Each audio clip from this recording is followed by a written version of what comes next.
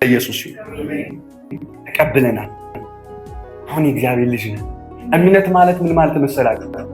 በክርስቶስ የተደረጋችሁትን ነገር አሜን ብሎ የኔ ነው ማለት ነው። በክርስቶስ ኢየሱስ የእግዚአብሔር ልጅ ነኝ። በክርስቶስ ኢየሱስ የዘላለም ሕይወት አለኝ። በክርስቶስ ኢየሱስ ሙሉ የእግዚአብሔር ጽድቅ ነኝ ብላችሁ ስታምኑ የእግዚአብሔር ዓለም በእናንተ ሕይወት ላይ አክቲቭ መሆን ይጀምራል። መንቀሳቀስ፣ ሙቭ ማድረግ ይጀምራል። እስኪ እግዚአብሔር ልጅ ነኝ በሉ። ኢየሱስ ጌታ ነው። ሙሉ ኮንፊደንስ ሊኖር ይገባል። ያኔ ዲመኖች መቃጠል ይጀምራሉ። መናፍስቶች መውደቅ ይጀምራሉ። መቋቋም አይችሉም። ክብር ለኢየሱስ ይሁን። በክርስቶስ የሆነውን ነገር ማወቅ። ሶስተኛው የዘላለም ሕይወት ነው። የዘላለም ሕይወት በክርስቶስ ኢየሱስ በደሙ በኩል ያገኘ አጭር ነው። ስለ ዘላለም ሕይወት እንዲህ ብዬ አልነግራችሁም። እንደ አዲስ ክርስቲያን አልሰብካችሁም። ግን በክርስቶስ የተደረጋችሁትን ነገር ማወቅ አለባችሁ። አሁን ልጸልይ ነው። አሁን ወደ ጸሎት ልንገባ ነው።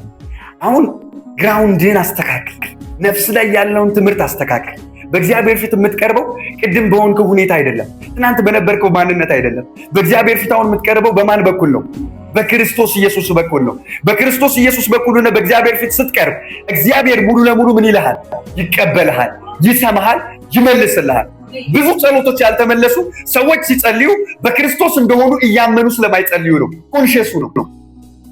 ኮንሽየስ አሁን ስትጸልይ ኮንሽየስ ሆነ በክርስቶስ ኢየሱስ ደም በእግዚአብሔር ፊት እንደቆምክ ኢማጂን እያደረግ ስትጸልይና እንዲሁ ዝም ብለህ እንደው ጀዝባ የሆነ ጸሎት ስትጸልይ ትክክል አይደለም።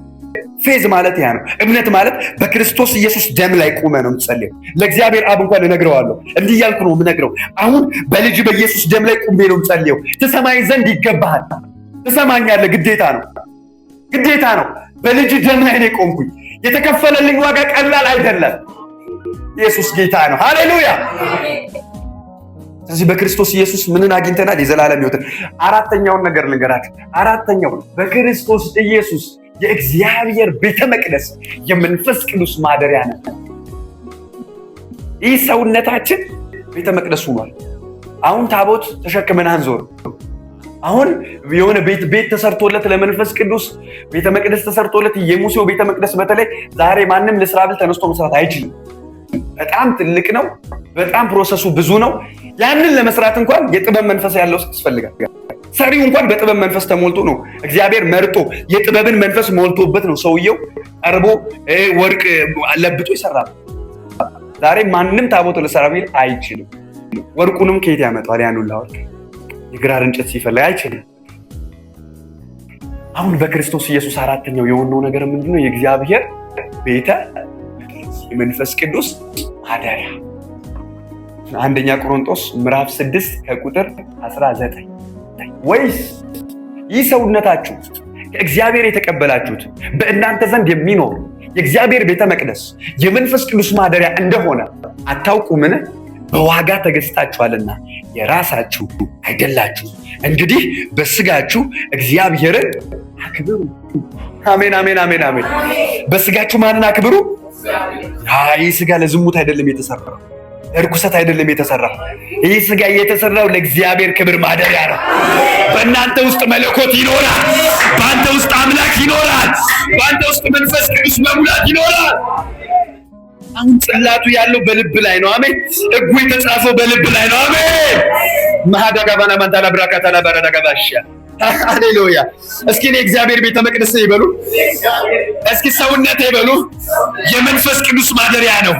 ሰውነቴ ይበሉ። የአጋንንት ማደሪያ አይደለም። የርኩሰት ማደሪያ አይደለም። የበሽታ ማደሪያ አይደለም። የእርግማን ማደሪያ አይደለም። በኢየሱስ ስም አይደለም። ሰውነቴ በሉ የመንፈስ ቅዱስ ማደሪያ ነው። ይናና ማንታላ ባራዳጋታላ ባራዳቦሻ ሃሌሉያ። ማሱም ደለክ ረደለ በደለሜ ተለብራካታላ ባራዳጋቦሻ። ይህ ሰውነታችን የመንፈስ ቅዱስ ማደሪያ ነው በኢየሱስ ስም አሜን። እስኪ እኔ በሉ የመንፈስ ቅዱስ ማደሪያ ነው። አሜን፣ አሜን። በመንፈስ ቅዱስ ማደሪያ ዙሪያ የእግዚአብሔር መላእክት ይኖራሉ። በአንተ ዙሪያ ሁልጊዜ በሚገባበት ኤንጅሎች አሉ። አሜን። የከበቡ ምክንያቱም ለአንተ ብለው እኮ አይደለም። መንፈስ ቅዱስ በአንተ ውስጥ ስላለ፣ መለኮት በአንተ ውስጥ ስላለ መለኮትን የሚያመልኩ ሁሉ በአንተ ዙሪያ ይንቀሳቀሳሉ። አናና ባንታ ካባና ማሳና ማሃታ ካዳበረዳባሽ ሃሌሉያ። ይህ ሰውነታችን የመንፈስ ቅዱስ ማደሪያ። እግዚአብሔር ከኛ ጋር ሻይን ያደርጋል። እግዚአብሔር ከኛ ጋር ወጥ ያደርጋል። በምንገባበት ሁሉ እግዚአብሔር ከኛ ጋር አለ። ሃሌሉያ! ኢየሱስ ጌታ ነው። ክብር ለኢየሱስ ይሁን። መንፈስ ቅዱስ በሰውነታችን ይኖራል። ይህ ዋነኛ የተደረገው ነገር የእግዚአብሔር ቤተ መቅደስ፣ የእግዚአብሔር ፓኒየም የሆነ የተገለጠ የእግዚአብሔር ሕልውና የሚያድርበት ስፍራ ማለት ነው። ቤተ መቅደስ ማለት የተገለጠ የእግዚአብሔር መገኘት ማለት የእግዚአብሔር መገኘት ባይዘው ጫት ቤት ውስጥ ማለት እግዚአብሔር በሲኦል አለ። እግዚአብሔር ባላመኑ ሰዎች መካከልም አለ። እዚህም አለ፣ እዛም አለ። ልዩነቱ ግን የተገለጠ የእግዚአብሔር መገኘት። የተገለጠ ማለት የሚሰራ መናፍስቶችን የሚመታ የሚናገር ነገድ የሚያወራ የሚቀድስ አቅጣጫ የሚያሳይ ይህ የተገለጠ እግዚአብሔር ሕልውና ግን አንተ ውስጥ ነው ያለው። አሜን። ኢየሱስ ጌታ ነው። ሃሌሉያ። አሜን። እግዚአብሔር በሁሉ ስፍራ አለ። ተገልጦ የሚኖረው ግን በአንተ ውስጥ ነው። የሚናገረው ግን በቤተ መቅደሶቹ ውስጥ ነው። ድምፁ ያለው ግን በቤተ መቅደሶቹ ውስጥ ነው። አሜን። ኢየሱስ ጌታ ነው። በእኛ ውስጥ የተገለጠ እግዚአብሔር መገኘት አለ። ዱናሚስ የሆነ አሜን። በቃ ምንም ማድረግ የሚችል ሙታንን መቀስቀስ የሚችል የተሰበረን የሚጠግን ያዘኑትን የሚያጽናና መፍትሄ የሚሆን የእግዚአብሔር መንፈስ ከኛ ጋር አለ። ይህንን ቤተ መቅደስነት የጀመረው ኢየሱስ። ለዛ ነው መጽሐፍ ቅዱስ የሉቃስ መጽሐፍ ምዕራፍ 4 ቁጥር 19 ጌታ ኢየሱስ የትንቢተ ኢሳይያስን መጽሐፍ ተረዳ። የጌታ የእግዚአብሔር መንፈስ በእኔ ላይ ነው አለ። ለድሆች ወንጌልን እሰብክ ዘንድ ቀብቶኛል። የጌታ የእግዚአብሔር መንፈስ ማን ላይ ነው? እኔ ላይ። ለታሰሩት አለ መፈታት። ቢኮዝ የእግዚአብሔር መንፈስ በምኑ ላይ ስላለ? በላዩ ላይ ስላለ። የእግዚአብሔር መንፈስ ባለበት ቦታ ምን አለ? መፈታት። ለማያዩት አለ ማየት፣ ለተጠቁት ነፃ መውጣት። የተወደደችዋን የጌታን ዓመት ሰብክ ዘንድ ልኮኛል። ክብር ለኢየሱስ ይሁን። ስለዚህ አንተ ጋር የተገለጠ እግዚአብሔር መገኘት ነው ያለው። አንተ ቀላል ሰው አይደለም። በክርስቶስ የሆንከውን ነገር እስካላወቅ ድረስ የአገልጋይ ጥገኛ ነው የምትሆነው። በደንብ ነው የምነግርህ። የአገልጋይ ጥገኛ ጫንብኝ ነው ላይፍ። አልጸለየልኝም ብለህ ነው በየቀኑ የምታኮርፈው። በቃ እኔ አይምሮ ላይ የሆነ ነገር ሰርቼ አላገለግልህም። አንተ የእግዚአብሔር ልጅ ነህ፣ ባሪያ። እግዚአብሔር የእንጀራ ልጅ የለውም። እንጀራ ልጅ የለውም። ስለዚህ ሁላችን ወደ እግዚአብሔር መንግስት ቀርበናል። ሁላችን ወደ ጠረኑ ቀርበናል። በእኛ ውስጥ መንፈስ ቅዱስ ይኖራል። ለዛ ነው መጽሐፍ ሲናገር መንፈስ ይሙላባችሁ እንጂ በወይን ጠጅ አትስከሩ። በሰውነታችሁ እግዚአብሔርን አክብሩ። ሆሊነስ። ይህ ሰውነት ከመንፈስ ቅዱስ የተነሳ ምን ይሆናል? ይቀደሳል።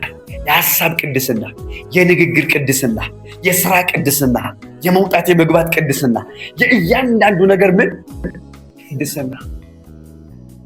ሆሊነስ ቆዴሽ ይለዋል የዕብራይስጡ ቃል። ቆዴሽ ማለት መለየት። ስራ ለእግዚአብሔር፣ ንግግር ለእግዚአብሔር፣ ጨዋታ ለእግዚአብሔር፣ ኑሮ ለእግዚአብሔር ምን ይሆናል? ቆዴሽ ይሆናል፣ ይለያል። አሜን። አታስመስልም።